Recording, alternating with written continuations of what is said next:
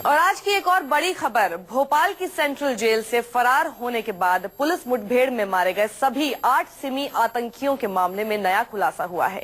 एक retired jail प्रमुख ने मध्य प्रदेश सरकार को 2 साल पहले यानी 2014 में ही सेंट्रल जेल की खराब हालत और लचर सुरक्षा व्यवस्था को लेकर चेतावनी दे दी थी। मध्य प्रदेश के पूर्व आईजी जेल जी.के. अग्रवाल ने सरकार को जेल की बेकार बिल्डिंग स्ट्रक्चर, गलत सुरक्षा व्यवस्था और स्टाफ की दुर्दशा के बारे में सूचित किया था।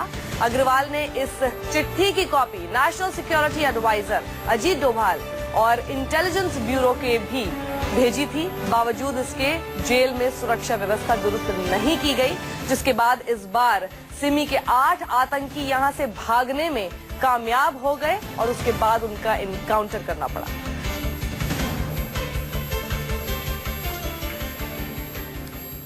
आइए आपको बताते हैं कि आईजी जेल जी.के. अग्रवाल के तत्कालीन मुख्य सचिव को लिखे गए इस लेटर में क्या कहा गया था। उन्होंने लिखा कि मुख्य सचिव मध्य प्रदेश को उन्होंने जो चिट्ठी लिखी थी, उन्होंने कहा, महोदय, वर्तमान में अन्य जेलों के सिमी बंदी भी भोपाल जेल में रखे गए हैं। उनकी मुलाकात की व्यवस्था, जेल भवन की संरचना, सुरक्षा की अविवेकपूर्ण व्यवस्था, साथ ही स्टाफ की दयनीय दशा जैसी स्थायी समस्याओं के उपरांत भी भोपाल जेल में कोई बड़ी दुर्घटना नहीं घटी तो मानना भूल होगी कि व्यवस्था उत्तम है। उन्होंने आगे ये भी लिखा कि ईश्वर मदद कर रहा है, लेकिन हमेशा करता रहेगा, ये सोचना ही भूल होगी कि वो आगे भी मदद करता रहेगा। मैं सुरक्षा कारणों के उपरोक्त बिंदुओं में से किसी पर विस्तार से प्रकाश डालना नहीं चाहता, लेकिन व्यक्तिगत रूप से अवगत करा सकता हूं। यानी वो ये कहना चाह रहे हैं कि कौन कौन से सेंसिटिव पॉइंट्स हैं वो उन्होंने चिट्ठी में नहीं बताया, उसका खुलासा उन्होंने नहीं किया, लेकिन वो कहना चाह रहे हैं कि कई जगह ऐसी हैं जो कि संवेदनशील हैं और लचर व्यवस्था है और इसकी वजह से जेल ब्रेक्स हो सकते हैं। 2014 में 2 साल पहले ही बता दिया गया था ये।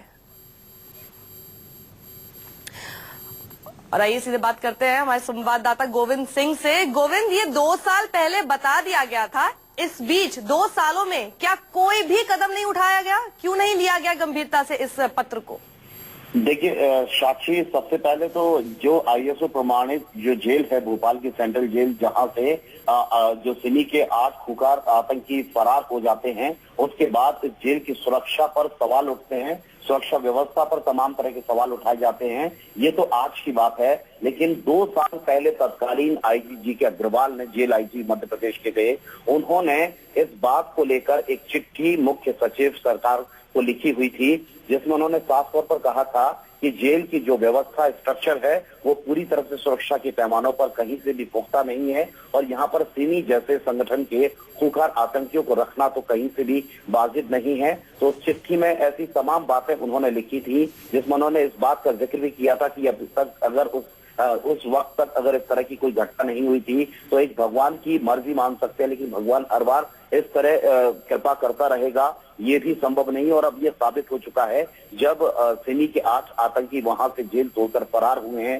दीवार फांदकर फरार हुए हैं, तो इस जो चिट्ठी थी जेल आईजी की जो उन्होंने लिखी थी सरकार को, तो साफ तौर पर सरकार की निरंकुशता भी यहाँ नजर आती है कि अधिकारियों के सुझाव और जो चिट्ठी हैं उन्हें गंभीरता से नहीं लिया जाता है। और उसका परिणाम ये हुआ है कि 2 साल बाद, ठीक उस चिट्ठी के लिखने के 2 साल बाद इस तरह की घटना होती है, जिसमें बिल्कुल गोविंद, और दरअसल 2 साल पहले ही कह दिया गया था कि यहाँ की जो सुरक्षा है वो भगवान भरोसे है, लेकिन उसके बावजूद 2 साल में कोई कदम नहीं उठाए गए। भोपाल की जेल में सर्च ऑपरेशन के दौरान कई ऐसी बातें सामने आई हैं जिन्होंने जेल मैनुअल के गंभीर उल्लंघन के साथ साथ कई चौंकाने वाली बातें सामने रखी हैं। इस दौरान आतंकियों की बैरक से काजू, किशमिश, खाना पकाने के बर्तन और सिगड़ी मिली है।